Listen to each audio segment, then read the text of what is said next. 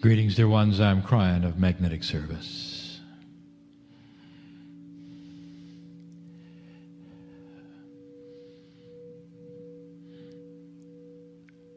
Yesterday I started a message. I would like to repeat a portion of it and expand it.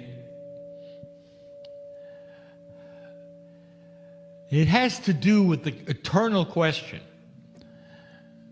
that stands above anything that has been taught this day. It's a beautiful question, and it's one that you don't ask enough.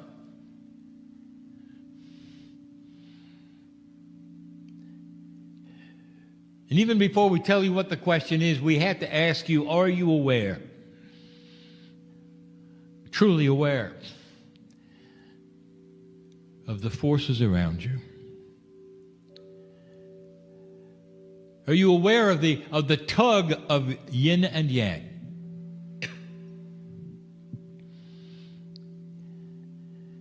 Why is it, light worker, that it seems that you've been pushing a boulder uphill so much of your life, and especially lately? It goes beyond any of the channeling that we have given you. In the past 2 years, we've told you so many things about the shift that is going on. We've given you information about the recalibration and what it's like to tune to another station, so to speak. We talked to the healers, the meditators, the channelers. And we've told all of them that the energy that they've been used to is no longer going to happen. We've told you just lately there is no such thing as returning to the way it was. A week ago we told you that normal will never be normal.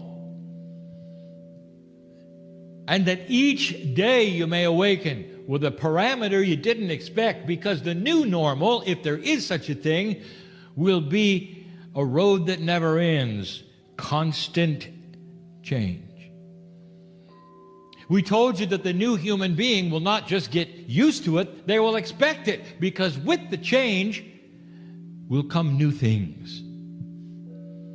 And the new things will always be better than the day before. Now that's a metaphor. When we say the day before, we may mean the year before, the generation before, even the lifetime before, but things will move off the peg of normalcy.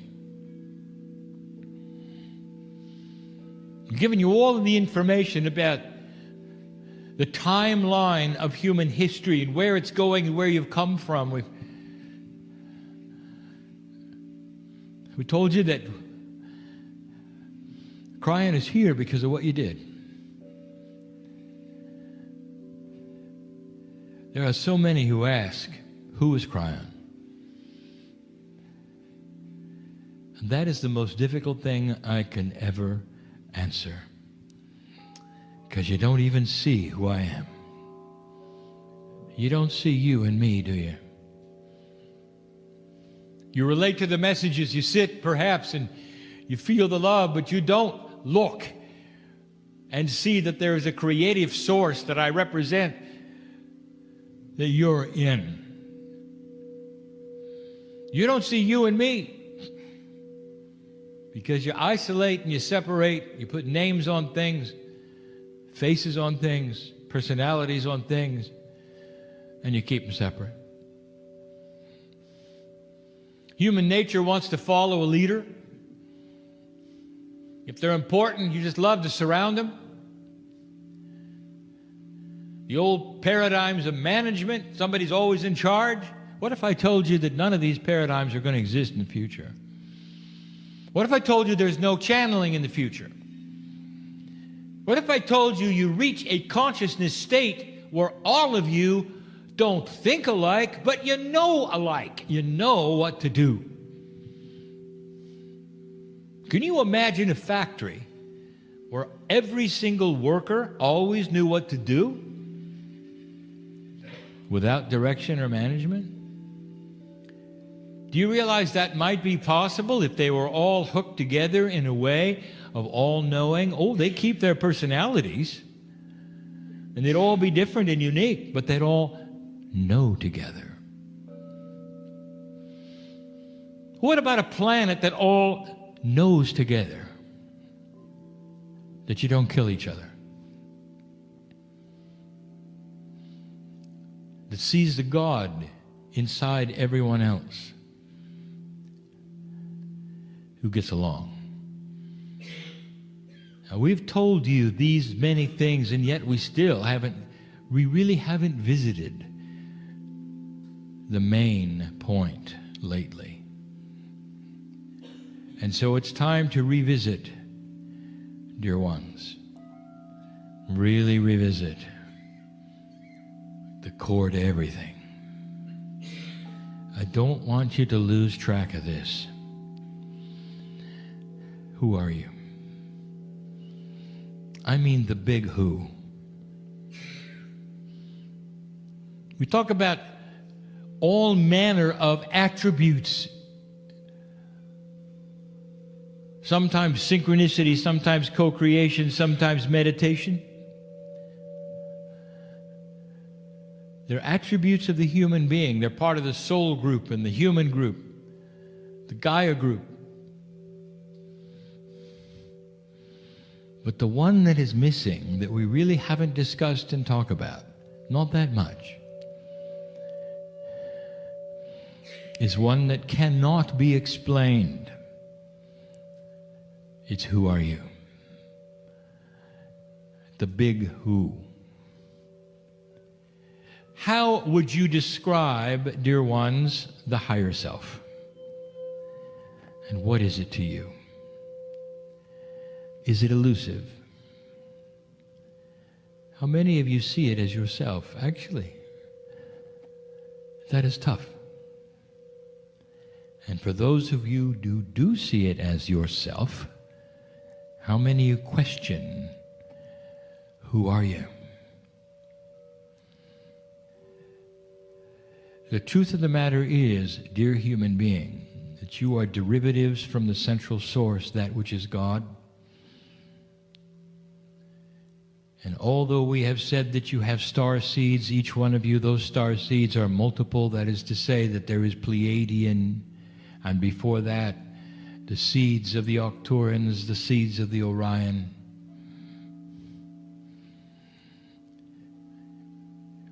So much of it collected and helped, protected by the Ashtar.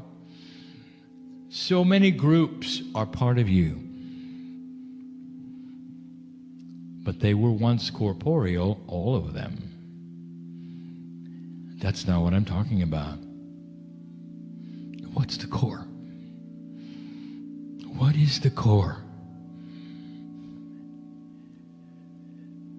And in order for you to truly see this, what is inside of you, truly, that represents that which is talking to you now, and that is experientially available through the pineal, who are you? And we go right back to this. When we first started talking to you, the channeling in the beginning, we used things that were metaphors and yet they were not. We started talking to you about the physics of love. There's an energy on the planet that you cannot deny exists, which has no explanation, which has no rules, but it is packed with emotion. And it's love. Mother, that first time you see the child, you hold it to your chest. Come right out of your body. The umbilical has been cut. And if you're lucky, the child looks in your eyes. And there's the connection. And the connection is forever. Can you deny the emotions that are there? And how do you think about that child, that baby right now? Do you realize that that cord is never cut?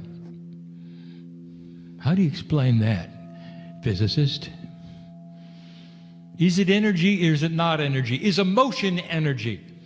Is something that is forever dismissed by humanity as just an emotion? Or could there be physics behind it? And if there could be, what is it? 20 years ago, we said this to you. 20 years. That the space between the nucleus and the electron haze of atomic structure was filled with the physics of love. And there were some who thought, oh, how sweet that is. KRYON makes our heart flutter when we think of these things. There was no heart flutter involved. It's physics. And this is what we want you to understand. Where are you from? What is home? And what is that connection? And who are you? And now it's time to revisit that which you need to hear. You are filled with a source that is grander than grand, that is purer than pure. And as you proceed to the evolution of human consciousness, this is going to go nowhere unless you truly revisit this over and over and over. And that is to say that at the core of everything, there's love. And you begin to draw the connections between human and human and human and realize that there's love connection between all of you if you'll allow it. Who is it you won't love?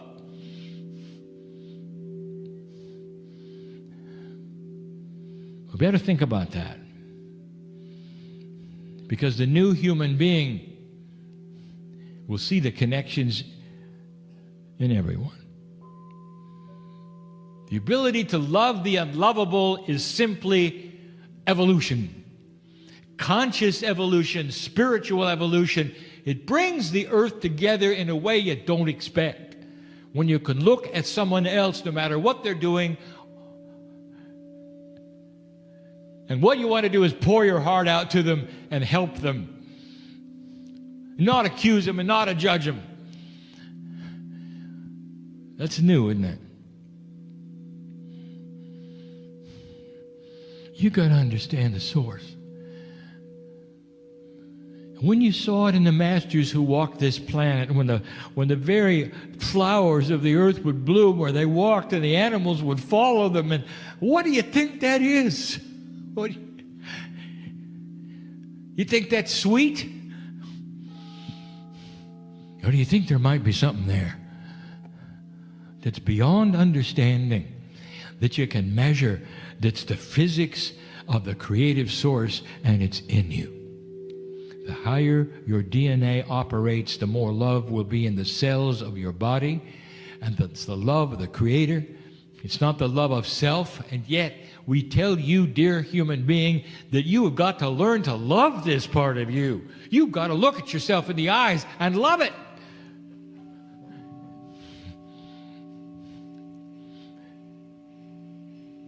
The whole process that we have been talking about for 25 years of consciousness changing that which is in your body has an extra complement, and you should know what it is. You got to love yourself in the process and mean it.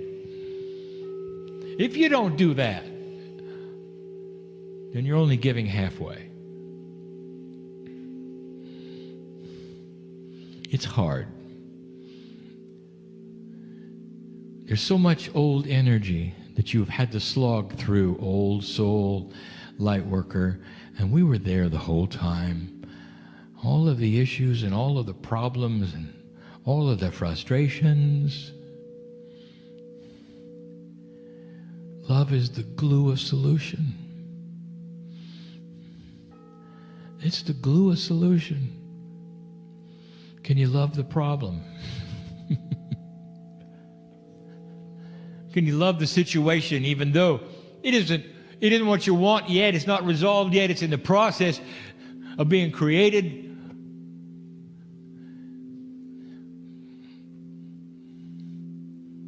But human beings have a tendency to do cause and effect, and anything between is not acceptable. You can't even see yourself evolving. If you don't have the final solution, therefore you don't have any solution, not understanding the beauty of what you have. None of you are home, dear ones. None of you are home. You're on earth. You're working. Do you know that? You realize that, don't you? You know where home is? It's where I'm from. It's where you're from. It's where we're all from. I want to tell you this, that when you're with me and there is the purity, a sonority of love, a confluence of purity that you cannot even fathom or imagine, that's where you're from. And that's the part that wants to connect to you, and that's the love that you're looking for. If you can put a name to it or a situation to it, it's the part of you that wants to reconnect to the part of you. It's the part of you on the other side of the veil that misses the part of you that literally is blind to that part.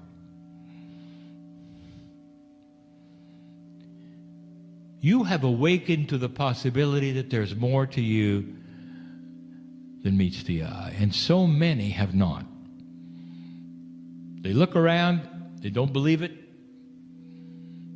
They just want to see what they want to see and move on, and they're pleased with it, and there's no judgment of any of them.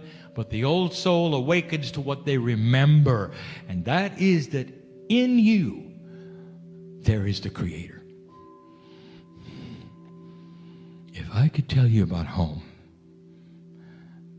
you wonder why you ever leave. And you do. At the wind of birth, when parts of you split out and come to this planet, I will tell you what the rest of you does. It sits there and waits for you to connect. Did you know that? Can you imagine, we've said it before, can you imagine being split from your loved ones?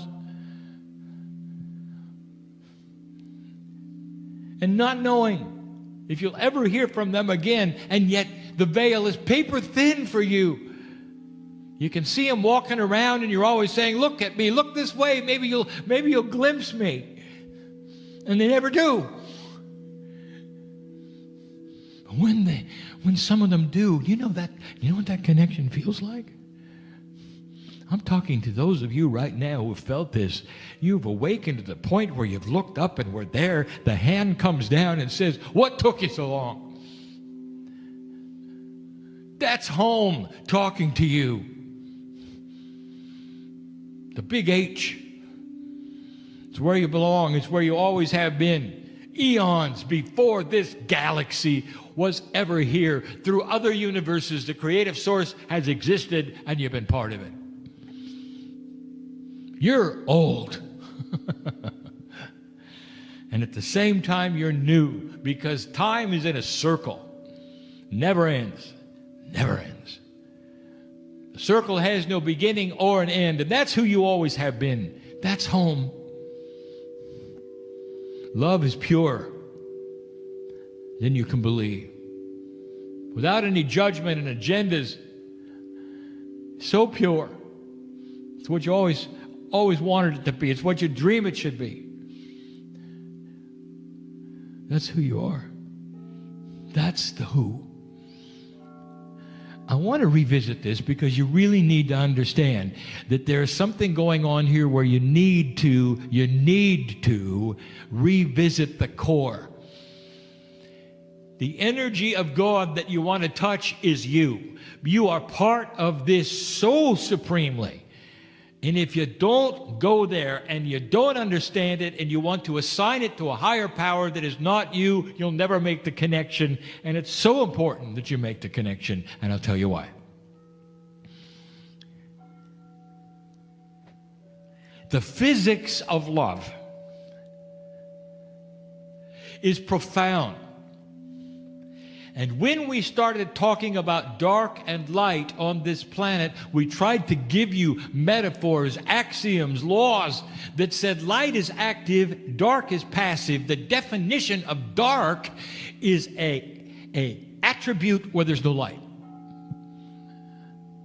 So darkness doesn't even exist. It's simply the absence of something that does exist, light.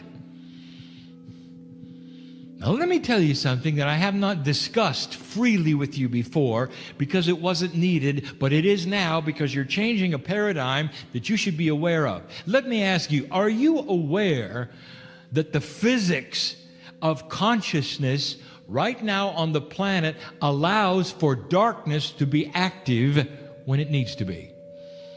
Did you realize that there are energies that feed on fear? Did you know you can create them? Human beings have the power to create active darkness if they want to, because they are very powerful. And some do. Now, you got names for that. And there's a lot of names.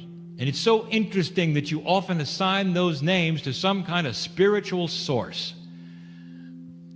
It's a fallen angel. It started there in the sky with the creative source, but it didn't do something right, so it fell from heaven, and now it's bad. Oh, how human of you. It's like a bad movie. And I want to tell you that did not happen. But you want to call them evil spirits, and you want to call them demons, and you want to assign darkness to them, and you want to make them this and that. I want to give you some information you need to know. These are human generated and they're real. This planet has been open to these kinds of things because human nature has allowed it, and human consciousness has allowed it. The darkness part of humanity has allowed it. And what is going to get rid of it is you falling in love with yourself. What is going to get rid of it is you falling in love with yourself and understanding the core. This is the core issue. Who are you? Where is home? When you drop into the core, what does it mean? The laws of conscious physics will not allow darkness in with a human being who is active in loving themselves. Disease will not invade the human being who is actively involved in loving themselves. Cellular structure will become more quantum with the human being who is actively involved in loving themselves. I could go on and on and on. I want you to conjure up something. In your imagination, I want you to see the darkest thing you can imagine, the most horrific thing you've ever seen in a movie. I want you to line up legions of demons as far as you can see them, and I want you to picture yourself alone about to walk through them. Now I want you to picture yourself as a ball of light, and the physics of the light that you have repels them as you walk. And as you walk and you touch them and you give them light, they morph. And pretty soon the room is filled with life, and there's not one of them left, and there's no fear, and they cannot feed on anything. And what you have done is to change the planet itself and the very fabric of existence. How about that? That's the way it works. If you were to ask a Pleiadian, did darkness exist on their planet, and where did it come from? They would give you a list of things that are extinct. Is it true, KRYON, that there are those from outside the Earth's influence that actually come here and feed on the fear of humanity? And the answer is yes, you knew that. And the reason we never had to tell you about that is because you weren't part of it. Not really, because you're a light worker, aren't you? Or are you? The planet is turning a corner. The consciousness of humanity is starting to accelerate in its wisdom and its intelligence. And these are the things you have to know. Lightworker, listen.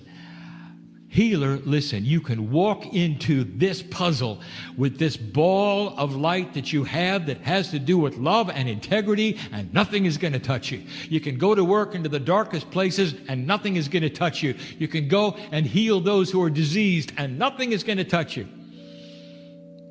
because of what you are generating from home. Imagine carrying a piece of home with you. It's time to wake up to the possibilities of the grandness and the magnificence of who you are. And when this starts to occur, everything starts to change. Everything starts to change. Self-worth, human being, old soul, starts to increase because you have the wisdom to see who you are. When you start to see what you can do, how you feel, how you can heal, how your life is starting to actually change, do you know what that does to self-worth? It increases it because you realize your value to the planet, to the universe, to the creative source. And you can glimpse a little bit of home. I want to close this by asking you, pleading with you, to start glimpsing a little home. In your meditations, when you talk to yourselves, I want you to remind them where they're from. The love of God is who you are. You are love. And none of the processes and none of the things that I told you about are going to work until there's an acknowledgement of this. It's going to change the planet to come a day when the negative things that you see right now on your news will never, just simply won't be there.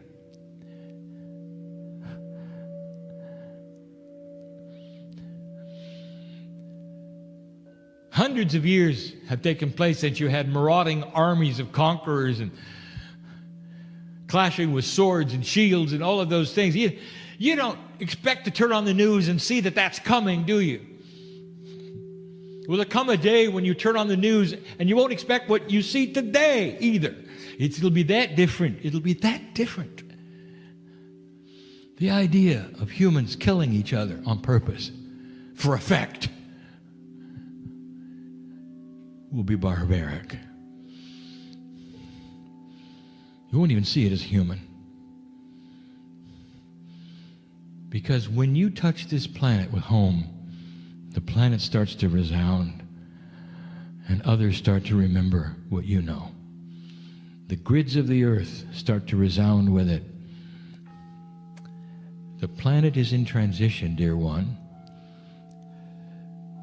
I want you to be an active part of the transition, old soul, and I want you to start loving yourself, and this is the message of the day.